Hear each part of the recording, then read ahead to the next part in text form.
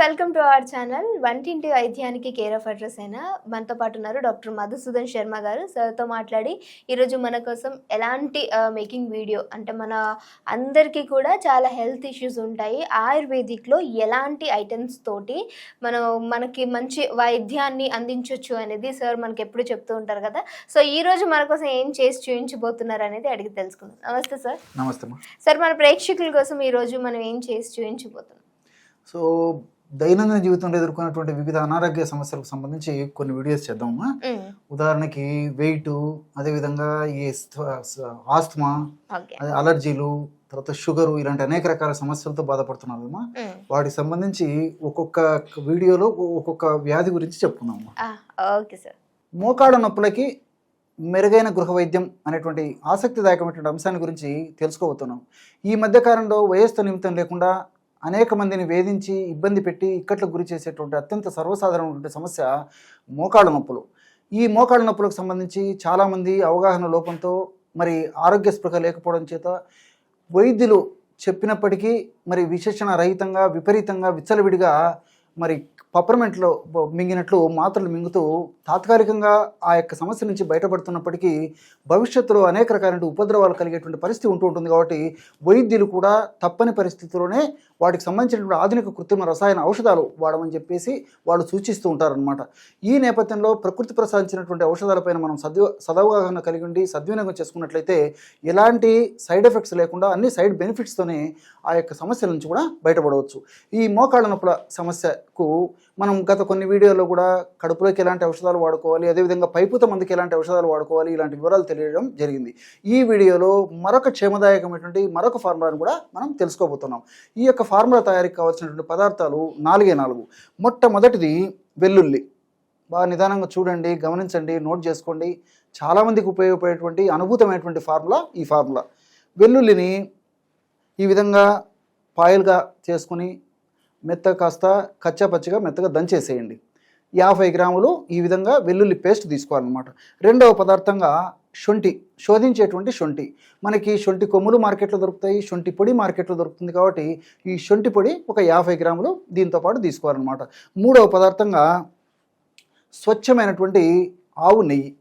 మనసుంటే మార్గం ఉంది కాబట్టి విచారించేసేసి మీరు ఆవు నెయ్యిని సంపాదించుకొని ఇందులో కలుపుకోగలిగితే చాలా అద్భుతమైన ఫలితాలు కలుగుతాయి. లేని పక్షంలో తప్పని పరిస్థితుల్లో మరి స్వచ్ఛమైనటువంటి గేదె నెయ్యి కూడా ప్రత్యామ్నాయంగా వాడుకోవచ్చు అనమాట. వీలైనంత వరకు ఆవు నెయ్యినే ప్రయత్నం చేయండి.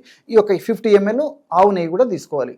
4వ పదార్థంగా తేనెను కూడా 50 ml తీసుకోవాలన్నమాట. ఈ 4 పదార్థాలు కూడా మొట్టమొదట కాస్త నేను చెప్పినట్లే వెల్లుల్లిని కాస్త దంచేసేసి మిగతా పదార్థాలను ఒక్కొక్కటి కలిపేసేసి దంచేసేయాలన్నమాట. మీకు వసతి ఉండి వీలుండి అవకాశం ఉండి రోలు ఇలాంటివి ఉంటే ఆ విధంగా దంచి తయారు చేసుకోవచ్చు. లేని పక్షంలో అంత మిక్సీలు కూడా కలిపేసేయచ్చు అనమాట. ఏ విధంగా అయినప్పటికీ ఔషధ 4 పదార్థాలు కలవడం ప్రధానం. ఈ విధంగా తయారు చేసినటువంటి ఔషధాన్ని ఒక గాజు సీసాలో నిల్వ ఉంచుకోవాలన్నమాట. మరి ఆ యొక్క ఔషధం కూడా ఎలా తయారవుతుందంటే ఇలాగా ఔషధం తయారైపోతుంది. చూస్తున్నారు కదా. సో బ్రహ్మాండమైనటువంటి మోకాళ్ళ నొప్పులు తగ్గించేటువంటి గృహ వైద్యము, క్షేమదాయకంగా పనిచేసేటువంటి ఔషధం రెడీ అయిపోతుంది అనమాట. ఈ పద్ధతిలో తయారైనటువంటి ఔషధాన్ని ఒక గాజు సీసాలో నిల్వ ఉంచుకొని రోజు ఉదయం ఒక్కసారి, సాయంత్రం ఒక్కసారి తీసుకుంటూ ఉండాలన్నమాట. ఉదయం పూట ఒక 1/2 టీ స్పూను, మ్యాక్సిమం డోస్ అంతకంటే ఎక్కువ తీసుకోకూడదు. అదేవిధంగా రాత్రిపూట కూడా ఆహారానికి ముందు ఒక 1/2 టీ స్పూన్ ఈ యొక్క ఔషధాన్ని చప్పరించేసేసి ఒక 50 to 100 ml గోరువెచ్చని పాలు సేవిస్తుండాలన్నమాట. ఈ విధంగా క్రమం తప్పకుండా రోజు 2 సార్లు ఈ యొక్క ఔషధాన్ని వాడుకోవడం వల్ల చాలా సమర్థవంతమైనటువంటి ఫలితాలు త్వరగా కలిగేదానికి అవకాశం ఏర్పడుతుంది.